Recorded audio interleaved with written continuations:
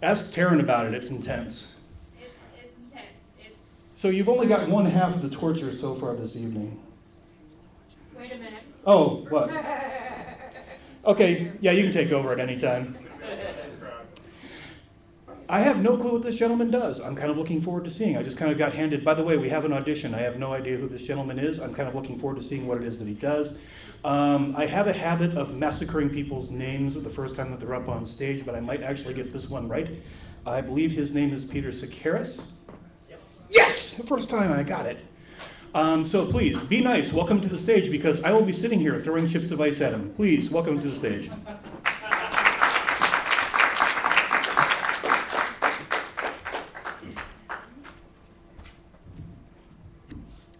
How you guys doing? I'd like to thank you guys for the opportunity. It's my first time, so please be gentle. Tell you a little bit about myself. I'm involved with local wrestling promotions around the area. I am a ring announcer who calls the action. I'm a referee who makes the count, and occasionally I'm a wrestler who lives the dream. And these indie wrestling shows have a lot of parallels to like these open mic nights and these like limited intimate engagements. Like you work in front of maybe 20 people for maybe enough money to eat that night and go on to the next one. But you do it because you love it, you do it because you're passionate about it, and you do it because you want to do it. And there have been a lot of crazy indie wrestling stories. Like that makes up for so much good material when I do my open mics. Like I have been on shows where the concession stand was literally a woman handing out gum. I've been to shows where the sound system was a microphone held up to a boombox. I've been on shows where there are more wrestlers in the locker room than people in the crowd.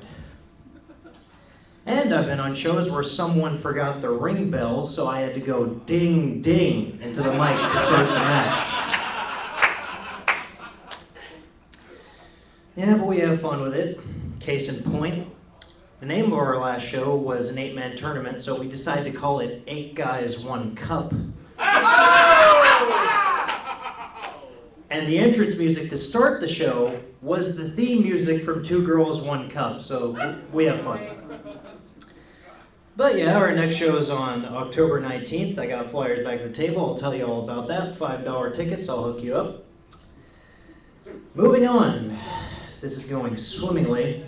At least I can see everybody. With these open mics, I'm just kind of staring into the shadows. And I invoke the Thunder God. For those of you who don't know, I have cerebral palsy, which is a form of brain damage that affects the motor skills. For me, it mostly affects my lower extremities. Hi-oh. It affects my hand gestures mostly, like I can't tell someone peace without looking all alien-like. I can't tell someone I love you or rock on without looking all deformed. And I can't flip somebody off without looking like I'm gonna stab them. E.T., fuck off. It affects my ways with women, and don't get it twisted, I do have ways with women. Like, how am I supposed to get a girl if I'm walking up to her like Shaggy from Scooby-Doo? Very hard to do with a corded mic. Yeah, I'm getting into the relationship thing, though, and I don't know what it is. I've been in 6 relationships since I was 19 years old. And I have a propensity to date crazy chicks. I don't know what it is. Like, exactly. I like chicks that are just a little bit crazy, not feeds Oreos to her 12 cats crazy. You know, I dated this one girl who said she thought about killing me.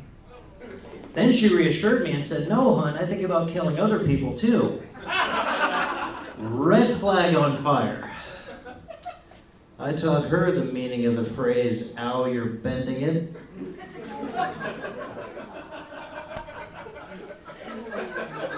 Although I do have to work on like my tough guy talk though, because I notice all these women, they're attracted to tough guys, bad boys, like we're stuck on that, aren't we? Like the kind of guys who walk around like, "Oh, there was this guy walking slow behind me down the street. He was walking too slow, so I punched him, knocked his ass out." And they're all turned on, like, "Oh, I killed a guy last week. I just felt like killing." And that's immediate turn on. For me, it's like, Sometimes I don't put the cap back on the toothbrush when I'm done brushing. Definition of a badass. Gotta work on my sex talk, though. I've been in quite a few situations where she'd be like, oh, talk to me, you're making me so hot, talk to me, talk to me. The mail came a little later today than usual. Yep. As going back to the whole wrestling thing, I'm still reeling off the adrenaline from refereeing in front of 20 people in a high school cafeteria in Perry, Iowa. Sad part about that is that's all completely true. On the way home, I got a chance to experience Casey's Pumpkin Cake Donuts. Ugh! Better than sex if I had it on a consistent basis. Yeah, but I'm thinking of like combining the two. Like, you know, I'm getting back to a relationship thing, want to spice things up in the bedroom, and that's where the magic happens. And don't get it twisted, the magic does happen with this guy. Like, I was thinking, you know, if it starts to die down or I need some extra passion, I should just talk like the ultimate warrior. Like, you know, if I want to spice things up, I'm like, the family that I live for only breathes the air that smells of combat. And as my phallus creases your vaginal walls, the penetration will shake the earth to its very core, and we will be closer to parts unknown. And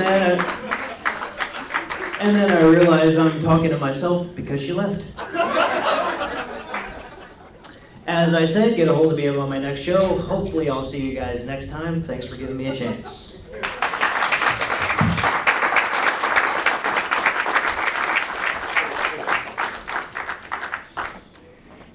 Okay, applaud for that gentleman one more time for his audition. And you rocked it. Great. Although I will say that there's something about, you know, limited intimate engagement, wrestling, and the word passion all pretty much in the same paragraph that... Is it warm in here? Yeah, yeah. Hot flashing, are we? Yeah. Not quite yet. All I can say is all of a sudden I'm flashing back to some judo tournaments. It was a lot of fun. Friends also. Anyway, where was I again? Oh. So, we have people here tonight. That's really actually kind of cool. We really appreciate you coming out. Like I said, in case you missed it, it's shit weather. So I was very, very afraid that I'd be walking out going, hi, to the rest of the samurai, but apparently we have more of an audience, and thank you for showing up. So now, our next contestant is actually behind the soundboard. Well, I'm waiting for Sean to show up, so I haven't seen him. Yeah, so that would be you. You got a minute, mate? What? So you got a minute? Come on up here. Yeah, you. You. Yeah. Okay. Yeah. There's nothing quite like a well-organized, well-oiled machine, and we are nothing quite like at all a well-oiled, well-organized machine. No, we're not. Dave, you should have told me to bring the lube. I know. Every time I think after I've arrived that we should have done this, but no, it never happens. So just kind of put it into the travel bag just on GP now. I really should. Yeah. Some lube, some 40 weight, you know, do what you need to do. I do have the tape. Yeah, you know, and the tape, that works. So anyway, our next contestant for this evening is Joe Riss, who, well, he's a poet, he's a spoken word guy, and, well, he's also the sound man, one of the organizers of this whole thing, and overall one of the people that makes it all happen for us. So, ladies and gentlemen, will you please welcome to the stage Mr. Joe Riss.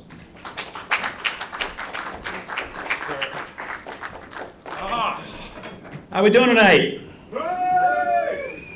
See, I thought there was someone else before me, so it's okay. You keep me on my toes and whatnot, so that's good. Thank you guys for coming out and supporting the Autism Society of Nebraska.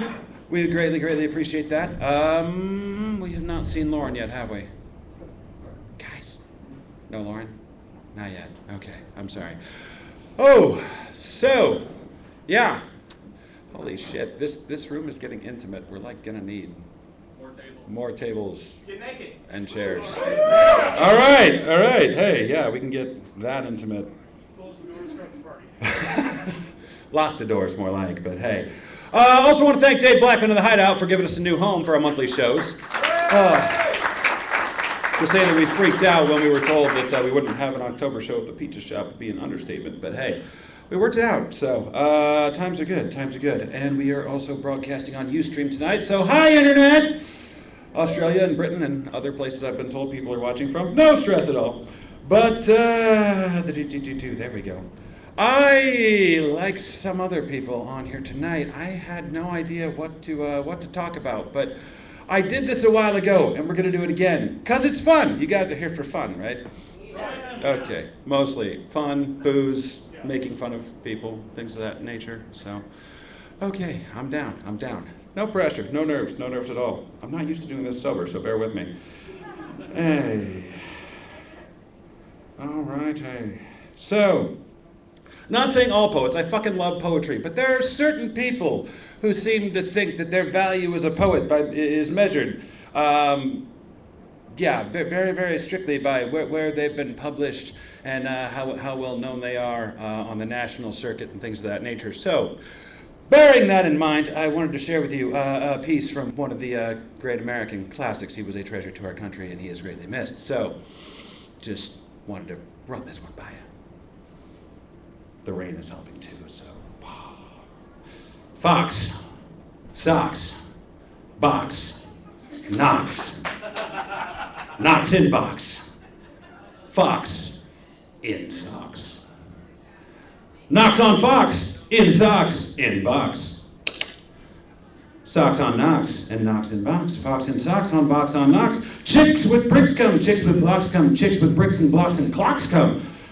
Look, sir, Mr. Knox, sir. Let's do tricks and bricks and blocks, sir. Let's do tricks with chicks and clocks, sir. I forgot how kinky this book is. First, I'll make a quick trick brick stack. Then I'll make a quick trick block stack. You can make a quick trick chick stack. You can make a quick trick clock stack. And here's a new trick, Mr. Knox. Socks on chicks and chicks on fox. Ooh. Fox on clocks on bricks and blocks. Bricks on and blocks on knocks on box. Now we come to ticks and talks, sir. Try to say this, Mr. Knox, sir. Clocks on fox tick, clocks on knocks talk. 6 bricks tick, 6 chicks talk. I'm trying to do this as fast as I can, but yes, again, not drunk enough. Anyhow, please, sir, I don't like this trick, sir. My tongue isn't quick or slick, sir. I get all those ticks and clocks, sir, mixed up with the chicks and talks, sir. I can't do it, Mr. Fox, sir. I'm so sorry, Mr. Knox. Here's an easy game to play. Here's an easy thing to say. New socks, two socks, new socks, two socks. Who sews, Sue socks, Sue sews, Sue socks.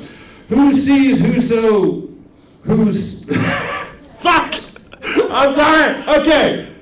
Who sees who's... go away, technology. Okay, who sees who sew, whose new socks, sir? You see Sue sew, Sue's new socks, sir. That's not easy, Mr. Fox, sir. Who comes? Crow comes, Slow Joe Crow comes. Who sews crow's clothes? Sue sews crow's clothes. She's fucking busy these days. Slow Joe Crow sews whose clothes? Sue's clothes. Sue sews socks of fox in socks now. Slow Joe Crow sews knocks in box now. Sue sews rows on Slow Joe Crow's clothes. Fox sews hose, wow, on Slow Joe Crow's nose. Hose goes, rose grows, nose hose goes some. Crows rose, yeah, crows rose grows some. Mr. Fox, I hate this game, sir. This game makes my tongue quite lame, sir. That's what she said. Mr. Knox, what a shame, sir. We'll find something new to do now. Here is lots of new blue goo now. New goo, blue goo, gooey gooey, blue goo, new goo, gluey gluey, gooey glue for chewy chewing. Here's what Goo Goose is doing. Do you choose to chew goo too, sir? If, sir, you, sir, choose to chew, sir, with Goo Goose. Chew, sir, do, sir. Mr. Fox, sir, I won't do it. I can't say I won't chew it. He sounds like a Republican. Very well, sir, step this way, sir. We'll find another game to play, sir. Ben comes, Ben comes. Ben brings Bim, Bim brings Ben broom. Ben brings Bim broom. Ben bends Bim's broom. Bim bends Ben's broom. I think Pizza Carrots just covered this topic. Bim's bends, Ben's bends, Ben's bent broom breaks, Bim's bent brooms breaks, Ben's band, Bim's band, big bands, pig bands. Bim and Ben lead bands with brooms, Ben's band bangs and Bim's band booms. Pig band, boom band, big band, broom band. My poor mouth can't say that, no sir, my poor mouth is much too slow, sir. That is not what she said. Well then, bring your mouth this way. Ooh. It's getting all kinds of hot and heavy. I'll find something it can say. Luke Luck likes lakes. Luke's duck likes lakes. Luke Luck licks lakes. Luke's duck licks lakes. Duck takes licks in lakes. Luke Luck likes. Luke Luck takes licks in lakes. Duck likes. I can't blab such blubber blubber. It can't my tongue isn't made of rubber. That, well, is not what I said to her. Mr. Knox now, come now, come now. You don't have to be so dumb. Now try this, Mr. Knox, please. Through these cheese trees, 3 free fleas flew. While these free fleas flew, Freezy Breeze booed. Freezy Breeze made these 3 trees freeze. Freezy trees made these trees cheese freeze. This is what made these 3 free fleas sneeze. Stop it, that's enough, sir. I can't say such silly stuff, sir. Very well then, Mr. Knox, sir, let's have a talk about Tweedlebeetles. What do you know about Tweedlebeetles? Well, when Tweedlebeetles fight, it's called a Tweedlebeetle battle. And when they battle in a puddle, it's a Tweedlebeetle puddle battle. And when Tweedlebeetles battle and the battle's in a puddle, they call it a Tweedlebeetle puddle paddle battle. And when beetles battle beetles in puddle paddle battle, and the beetle paddle puddle is the beetle battle puddle is a puddle in a bottle, they call this a Tweedlebeetle puddle paddle battle muddle.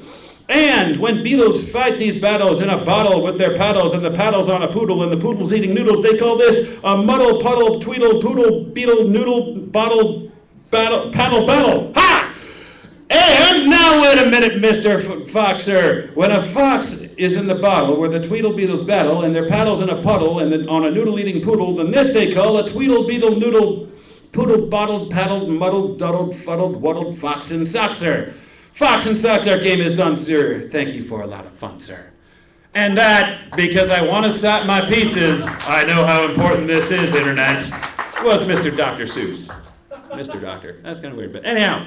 So, that's about all I got for you so far. Or is our next contestant ready? Do we know? Yes. Yes, they are? Well, our next performer's ready. Our next performer, contestant, either way, that works. So, thank you guys very much. My name's Joe Riss. I'm sorry if that left lacking, but yes, please give to the Nebraska Autism Society. Very good cause. October is Autism Awareness Month, and stick around for the rest of the show. Thank you.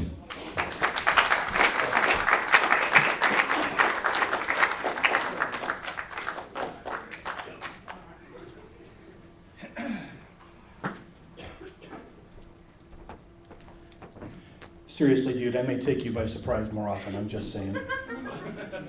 That was really one of the most spirited renditions I've ever seen of that, like, ever. So, our next participant, contestant, performer, something along those lines. Hey, Yo. stall. Oh. So anyway, as I sit here stalling right now, I'd like to tell you a story about a trip I made to Berlin. No, that's not November. You got 1 more month. Got 1 more month on that one. Like half a month. Don't encourage Don't, yeah, shut it down. I've never heard I almost ended up getting talked into doing it at Indian about 2 weeks ago. So I have this tradition amongst my friends. If you should be on my Facebook, there will be a notice that usually starts on Thursday when I'm like, I've got nothing to do on Sunday morning, and that can't end well. Because I'll usually start thinking nitrates, chemistry. What can I do with that? Oh, that's not good. Yeah.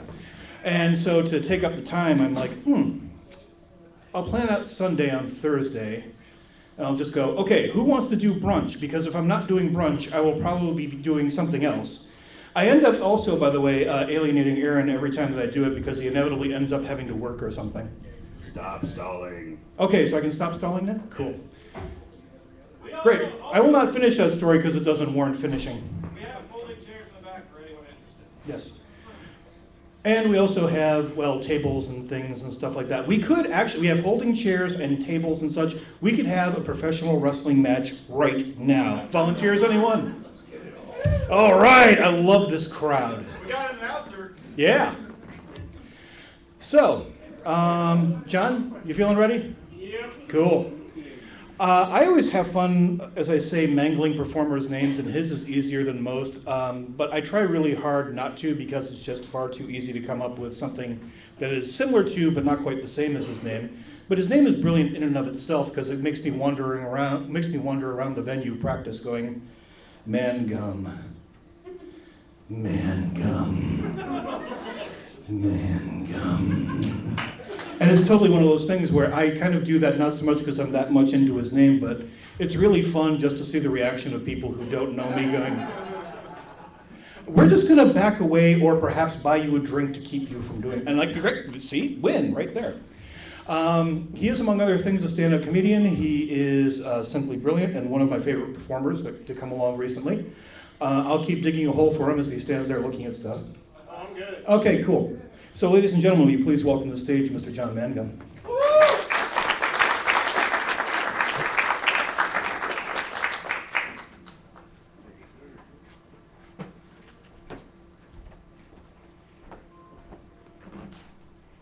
And before I get accused of not being prepared, this is not a laptop, it's a cell phone from the 80s.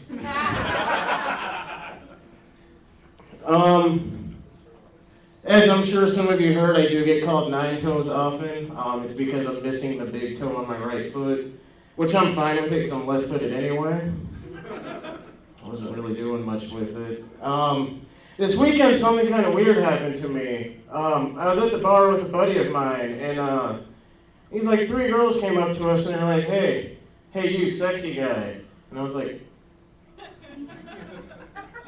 I think they're talking to you. And I was referring to my buddy. They're like, no, you. And I was like, oh, well, this is a fucked up dream. But this one chick, she's just like, I just want to know, what's your favorite kind of panty? And I was like, what do you mean? Like, women's panties, what's your favorite kind? And I was like, well, I'm partial to boy shorts because they always reveal just the right amount of stuff at just the right time. Plus, they don't ride up my ass crack when I'm doing the Cupid shuffle. That's always a plus. Needless to say, the conversation didn't go much further than that. But, like, the past couple of days, I've really been wanting to start an all-black Kiss cover band and call it Hershey's Kiss.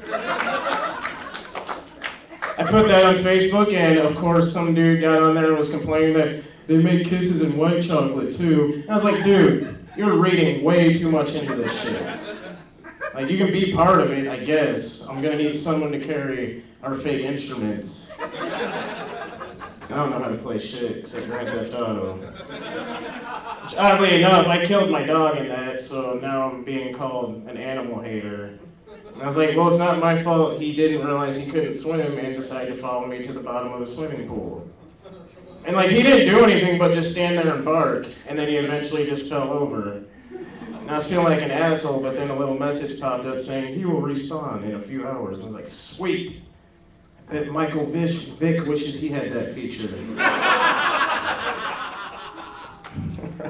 Yeah. The other day I was accused of being colored.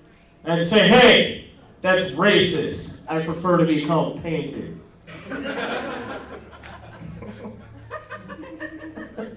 Oh shit. I love that one, just because, I don't know why. Sometimes when I'm high, I wonder, do black people pick their teeth when they get cotton mouth?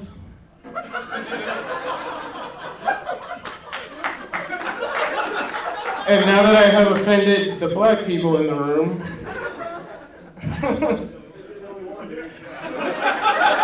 and I prefer it that way. That way when my shit goes missing, I know who did it.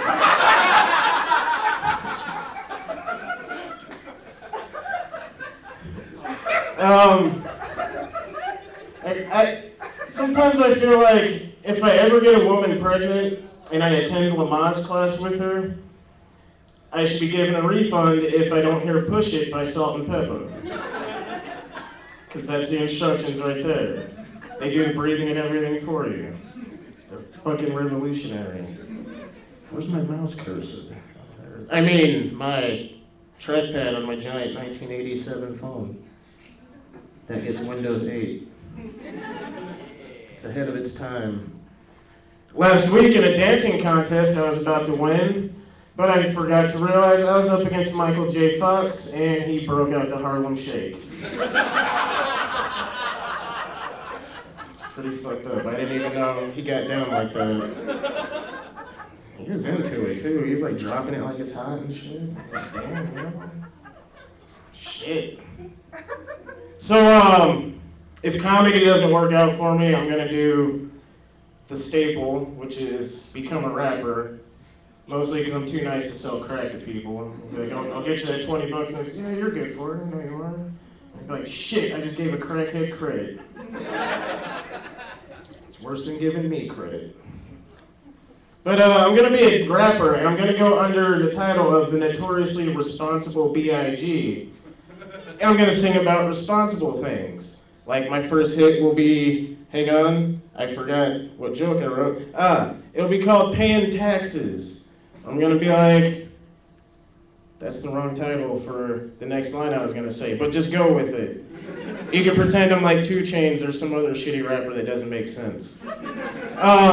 Basically, I have the hook written, and it's gonna go, I see some ladies tonight that should be having my baby, but not unless we're in a committed relationship, because I don't really believe in one-night stands or anything like that, and I feel that as a responsible black man, I should be in the child's fucking shit.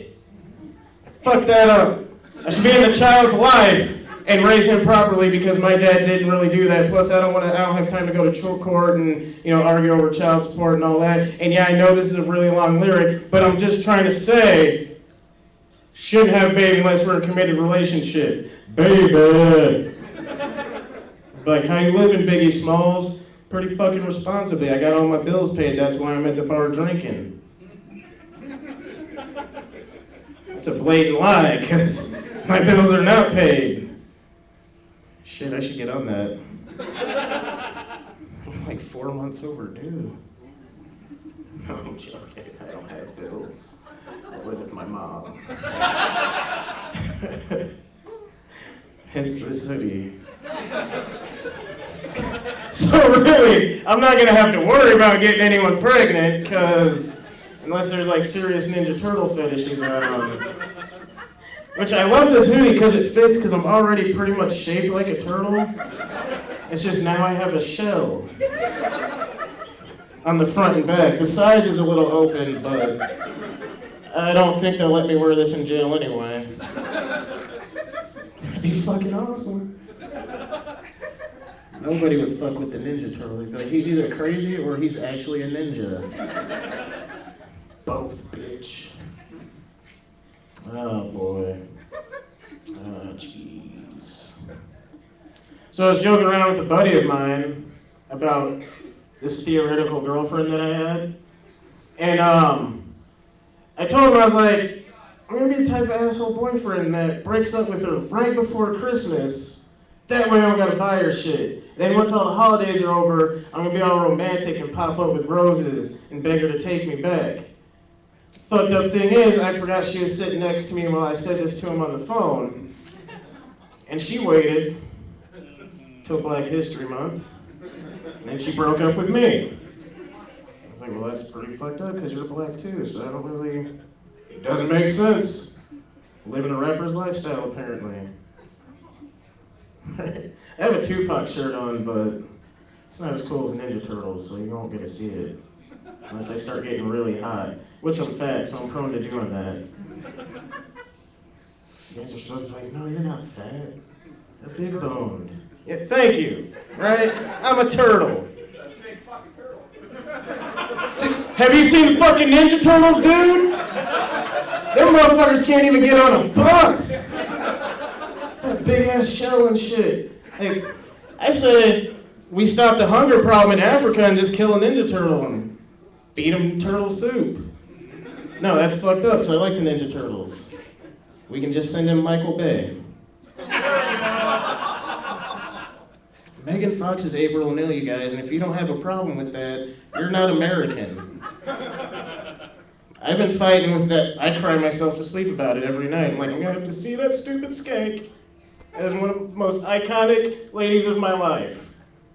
Yeah, April O'Neil was iconic for me. I watched a lot of cartoons. Sue me. And I still do. I did write a poem, but I don't know if I want to say it yet. So I'll just go into a rant, and then I will end it. Alright, so like, lately I've been looking at a lot of album covers on iTunes, and I noticed that a lot of rappers and other artists just look really mad for no reason. on their cover art. And like, I'm the type of guy that, first of all, I don't like being yelled at, because like I said, I live with my mom, so I get enough of that. I don't like it when you're just angry all the time and you're trying to make me angry, because I listen to music to feel happy. So like, I don't want to hear, like, I popped a cap in his ass and then drank all his Kool-Aid. Because like, dude, someone's gonna be thirsty after realizing that their son or daughter or whoever you just shot is dead on the floor. They're gonna be thirsty. The least you could do is make them another fucking pitcher of Kool-Aid. Like, you took the time to clean up blood, you couldn't make a pitcher of Kool-Aid? That's a lot quicker, in my opinion. But, like, I just feel like if you're not gonna make me happy while I'm listening to you, and you're making all this fucking money from singing or rapping, damn, I'm hung up on rap right now. It's probably because I don't listen to anything else. Because I would feel weird if I went into Best Buy and bought, like, a Johnny Cash CD. So they'd look at me and be like, are you sure this is what you... And I'm not saying that because of anything other than, like, I was at Barnes & Noble once, and I bought Dante's Divine Comedies, and the cashier looked at me and she goes, so what class are you reading this for? And I was like, bitch, I'm reading it for fun. She's like, oh, you must be smart. And I was like, I don't like your condescending attitude. Quick, go get me at the source so I can cuss her out with more big words. She didn't appreciate that, and neither did security when they escorted me out. I was like, I took my pants off because she offended me, so I figured, she can offend motherfuckers, so can I. I was wearing boy shorts. The offensive part is I didn't quite wipe as well before I went into Barnes & Noble, so that's how I got the nickname Streaks. Right, that is gross. And my mom had to clean them shits. There are benefits to living at home, people. Benefits to living at home. And I totally went off the rails on that rant.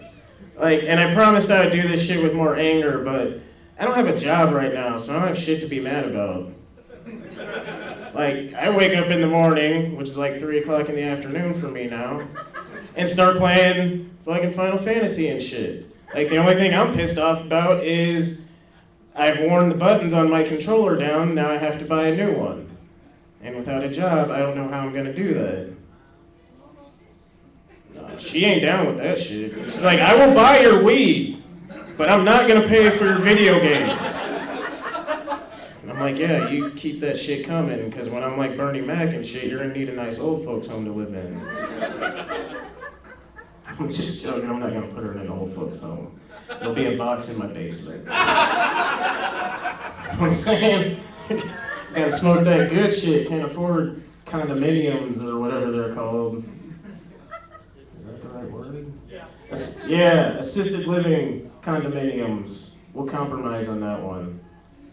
I had something else to say. Oh, this weekend I went on my first hayride ride ever.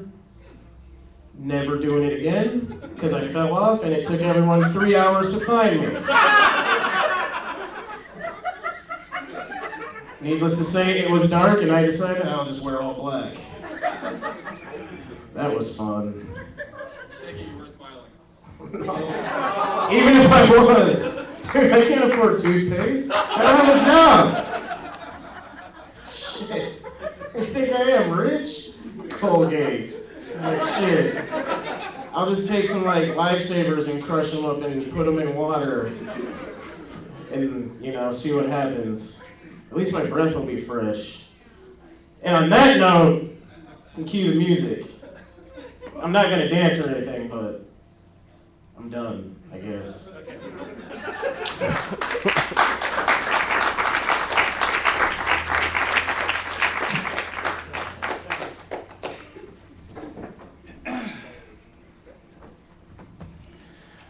I'm just laughing because every now and again, you have those things where things sync up. Yeah, I'm talking about my mom later, so that'll be fun. She lives in Albuquerque, New Mexico. I'll get done. She's gonna strike me fucking dead from halfway across the country because she's Irish and she's good at that. All right, I have an intro that I keep saying that I'm gonna stop doing for our next performer, but then there's a brand new audience and they haven't heard it, so, you know, can't keep writing new material for people that I've done stuff for 19 times in a row. So, next performer at the Right Life open mic, walked up on stage. You've got, guys like Dave Hufford, who's like 70-something years old, a brilliant poet, and then follows this little teenage little waif. And I'm sitting there going, well, hey, everybody, it's gonna be rainbows and ponies time. Yeah, how about no? Mikey Taylor and I were sitting there watching her perform, and we're looking at each other going, are you getting this? Is that as deep as that? Yeah, okay.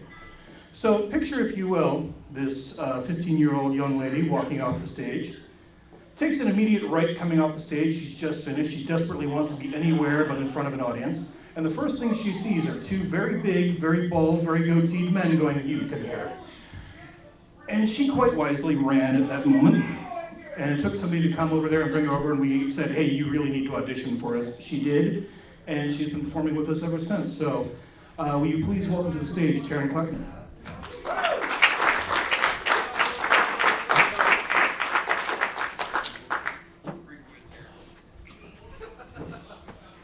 Hi. How is everybody? Good. Okay, well, let's just say that I'm not gonna be funny at all, so following that, yay me. Okay, so I have some new pieces tonight because I decided I wasn't gonna read old pieces anymore. And so this is what I wrote today because I decided I needed more material. And this is called Only at 7 a.m. And you know why. You, right there. You know why. Anyways. These 7 a.m. conversations leave me breathless when truth comes out. Fears escape trembling lips and tears fall from watching eyes. It's like you take your heart beating and purposely lay it in my cold, clumsy hands, and you trust me not to drop that. I whisper to you my secrets like the streetlights do to the night, tell you things only I have seen about myself, things that would make most people turn up their noses. Maybe some things make us worry, some things make us mad. It seems though, at 7 a.m., we just get it all out of our head, take the weights off of our chest. This, us, this is still relatively new, and we are still getting the hang of it. Learning each other, drinking in features and glances, moods, sounds, and stances. At 7 a.m., we rip the flesh from our bones. We bask in our flaws as a second home. I wouldn't change a hair on your head. You swear the same to me. The best thing about this is, we're both starting to believe it. You entrust me with so much, and I pour my soul into your vaults as well. These 7 a.m. conversations I hope never end. They help us fall into each other and remind us to love ourselves again.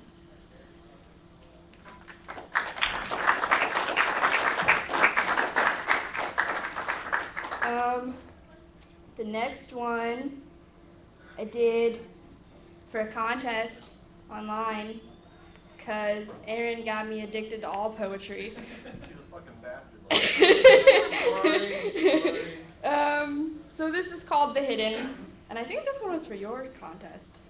Is it? I think. I haven't read it yet, so I don't know. that's alright. I have a dark side, a distant, frantic, crazy side. This place in my heart that's decaying and dark reeks with the influence of hate. I'm afraid that I'll show this disgusting monster that I hold, so I keep her under lock and key. If you only looked, you would never see how black my eyes can get. You would never know about my broken home, a childhood ripped from me. The beast trapped within, who derives from the pain, is clawing her way through my skin. I'd hate to be the world the day she escapes, because truthfully, she even scares me.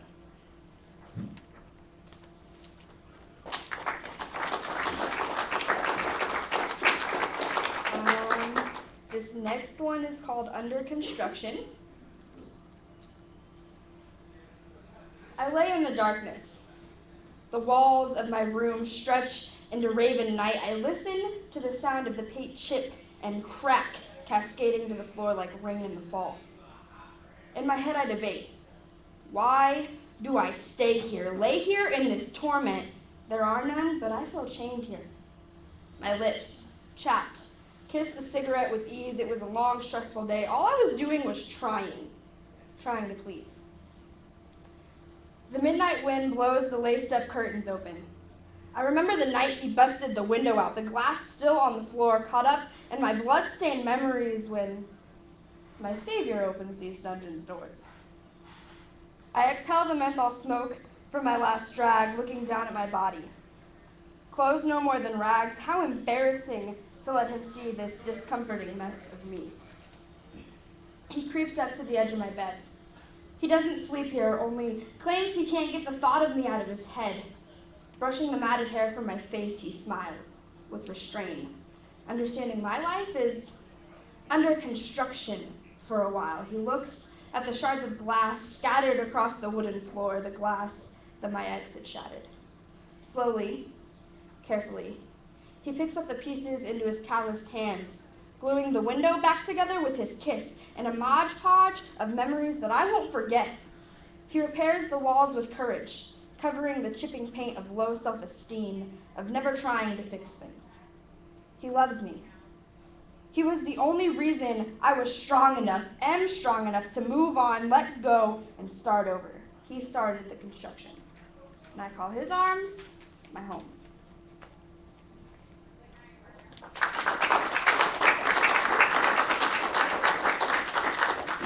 Okay, and then the last one I had to do because it's October, and so it's Halloween time. And so there was this thing online about writing a poem based on the title of a Stephen King book. So on a limb, I chose Bag of Bones, and I don't even think I've read that. I know it's a show now, but I haven't seen it. So this is what happened. We are no more than a bag of bones. We live out our lives inside of our homes, glued to books in coffee shops with ballpoint pens as construction stops. We search for detours throughout our days, scenic routes before we hit the grave. We may hold hands for just a second, though bone on bone is not impressive. Envious of those with maps, directions may control the compulsion. Directionless, we search for nothing. The water lurks beneath our feet, cold as ice, we feel no heat. The red-haired lady sings her tune. I'm not sure if she's real or, at this point, cartoon. Imagination I have lost. It got crushed between 4 cement blocks. Me and you, we share the pain we cannot yield. We live to die, and that's all that's real. Can I shamelessly plug something for a second? Yeah, go ahead. October 30th, I turned 16, and my mom doesn't know it yet, but we're doing something. We are, and I'm not telling you what it is yet. But there will be a Facebook status. So if you're friends with me on Facebook, you should be paying attention to that. Should the samurai be either like promoting it or avoiding it? Neither. Okay.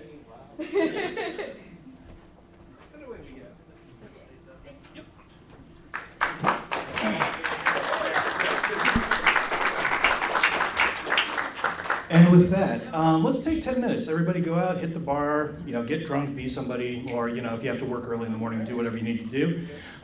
Step outside, do whatever you need. And after you're done, if you got some change, well, we have a place for some donations. Thank you all very much. We'll see you in 10 minutes.